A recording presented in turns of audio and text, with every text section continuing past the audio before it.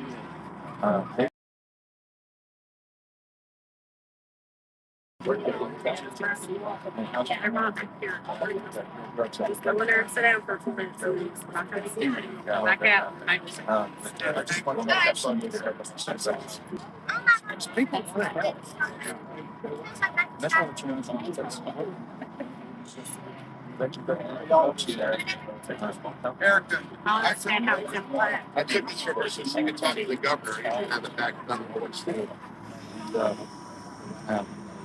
One of the folks that you talked about the talks, you'll see, she's trying to get them to the partnership on the website with the volunteers. People know what to say. What do you think that work in the studio and state of folks? So that's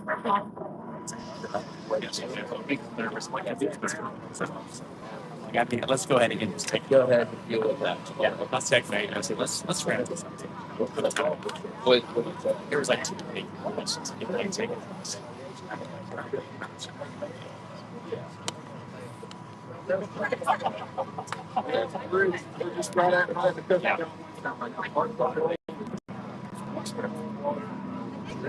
Yeah. Which, right. So he's like, yeah. These places. Right. So what's the plan?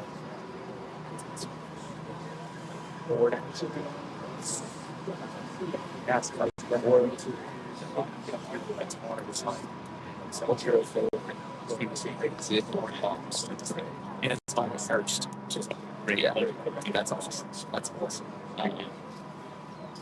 Yeah, they gave me a deer. Just back the service. Just of course, yeah. Got it. Dude, that's fun. That's so amazing. That's so and y'all gotta go walking. I'm like, I hate that y'all are not there now. You're on A3. You can't be forgetting all of them.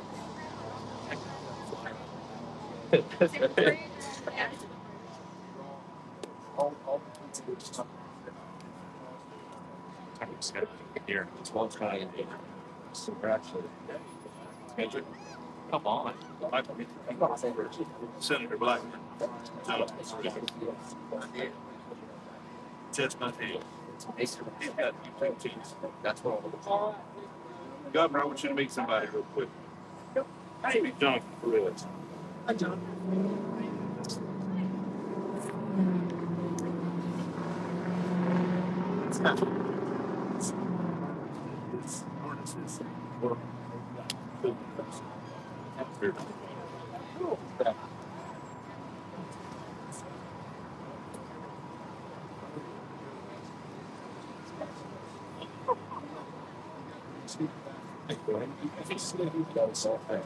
All for man. Let's go.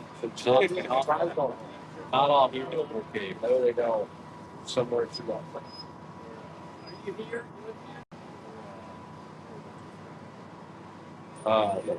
Thanks. For the governors, if I don't get a chance to tell them, just to talk about bond. Yesterday, they got $6,000. That's three truck. Wow. That was just one day. Take one out, pass it around, pop off the I don't know. Yeah. I'm just joking. Yeah. This guy, I have no idea how big. That's the thing. That's what's made my job do. So I don't have to do that. These guys are handling all that just like, tell me what you need.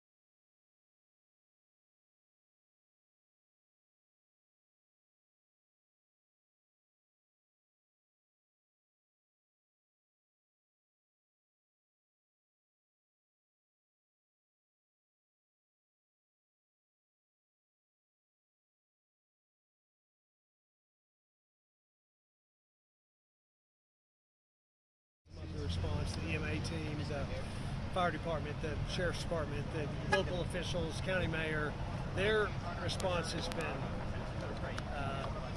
very impressive.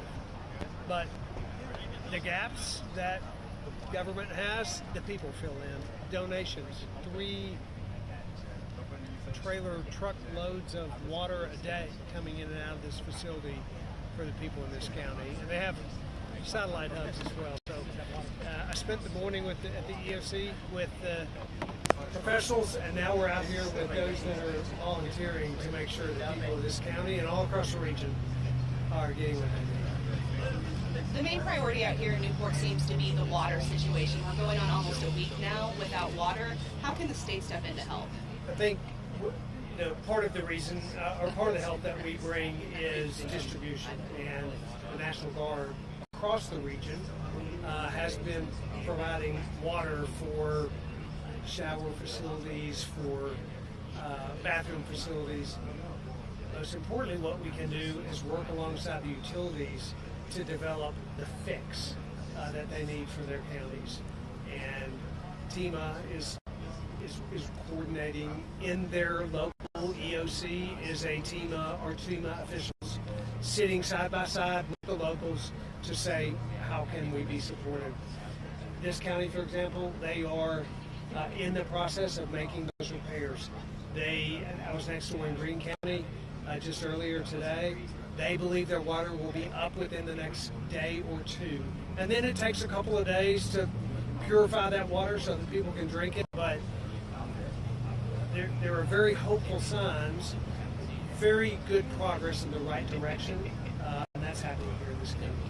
I've been talking to a lot of businesses in the downtown Newport area specifically, and they're a little frustrated with how long it took to get some of that disaster declaration signed, about 5 days. Can you describe what that process is like and maybe help clarify that a little bit? Yeah, so there were two declarations that we requested. The first one was an emergency declaration that was done on the first day, and that turned around. Then we made a disaster declaration pursuit, and the federal government took a couple of days to get that back to us. But I will say this, I've done a lot of disasters in my day as governor, and the turnaround was actually really quick for both of these declarations. We expedited them quicker out of our offices, and the government turned them around quicker. So, and to be clear, the disaster declarations allow for funding for reimbursements. They don't speed up the response process. We are responding without the paperwork being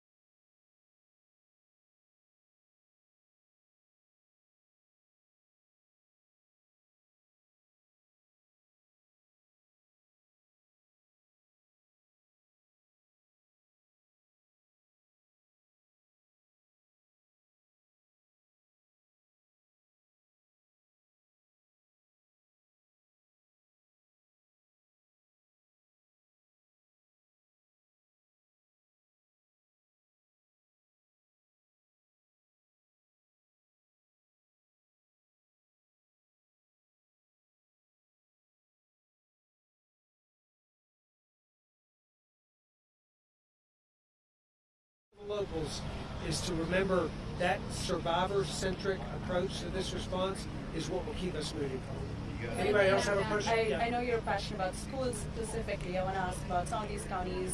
They're going to be diverting a lot of funds to rebuilding broken schools. How is the state going to step in and help with that? You know, we had a cabinet meeting yesterday in which, of course, Department of Education, Department of Health, Department of Transportation, every department, Children's Services, Human Services, all came together. It was after I had been on the ground in one of the hardest hit areas in Irwin, Tennessee, and I admonished and encouraged and challenged our team members, cabinet members, think outside the box. And I specifically said, we got schools out there that have been destroyed. We've got kids that are out of school all across the region. We got to think outside the box, not just respond in the way that we know how to respond, but go above and beyond that, recognizing that these kids need to be in school, and they need to be fed, and they need to be educated, and they need all the services that come with that. So we're working on that response. I've spoken with school superintendents in every place I've been to make certain that we're coordinating and understanding their needs. Part of my reason for being on the ground is to know from the people here what they need. We can't sit in Nashville and know what Cocke County needs. We have to be in Cocke County and say, tell me what you need. We have resources. We have 400 National Guards troops out here. We have 400 TDOT workers in the region. We have 200 Highway Patrol troopers additionally added to this region. We've got resources here. We just need to make sure that these folks are coordinating with us, so we want to know what they need. And one more question. Yeah. This event was unprecedented to an unthinkable extent, but how is this going to inform your emergency preparedness plans in the future? It's a really great question, and one of the things that we are doing every day is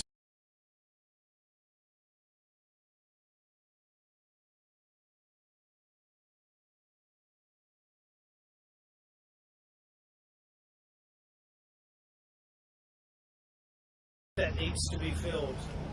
What have we seen this time that we've never seen before that we can anticipate again? There's nothing like experience to give you wisdom.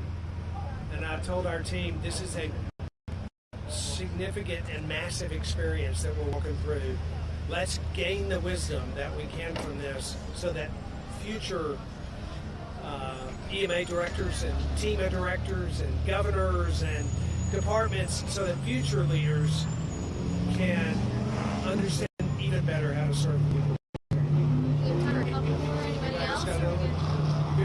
Just real quick, are you getting response from other, I've seen a lot of utility companies from like Wisconsin, New Jersey. What has it been with other states surrounding Tennessee, and has anyone reached out to you? Yeah, it's, the governor of Virginia reached out to me when we had folks on the roof of the Ballard Hospital, and he said, I got a helicopter on the way, and I said, thank you very much. And we had helicopters on the way as well, and it took all those helicopters to rescue all those folks. I've heard from Governor Landry today and yesterday in support with potential troops from their National Guard. I've heard from Governor Kemp, who has significant problems of his own, but we have reached out to one another and said, can we help each other? Governor DeSantis' team reached out to us and has actually provided equipment to our state that they found useful. We've had a lot of support and a lot of encouragement. And the relationship I have with governors is when this sort of thing happens, you see it kick in. Besides the well wishes and offers of support from the Arkansas governor, the Iowa governor, the former governor of Arizona. So, there's a great understanding across America that a major part of America is hurting, and it's actually hopeful to see Americans come together and say, how can we help our neighbors? And Governor, have you heard from the White House on this? I've not heard from the White House. We've heard reports of FEMA and TEMA and kind of Red Cross funds being turned away. Can you speak to that? Is that accurate? Yeah, that's totally inaccurate. And let me just tell you, we are certainly very grateful for what the Red Cross is doing. I've talked to their CEO, and we're coordinating on the ground with Red Cross and everyone. They're the ones opening many of these shelters and partnering with us locally. There's a lot of misinformation. In fact, there's some belief and understanding that may be coming from foreign sources just to confuse on the ground what's happening here. There's no confiscation of supplies or of products coming in by FEMA or TEMA. Look, these people are in tears, and you see the TEMA director get emotional yesterday about the people that we are serving. I saw a county mayor every single day with tears in their eyes, emotional, serving the people alongside their FEMA and TEMA counterparts in their EOCs. There's nothing but commitment to serving the people in this state, and those who spread that kind of misinformation. It's deeply unfortunate that that's happening, but it's certainly not happening in our state. Thank y'all so much. Thank y'all. Appreciate it. Y'all be safe.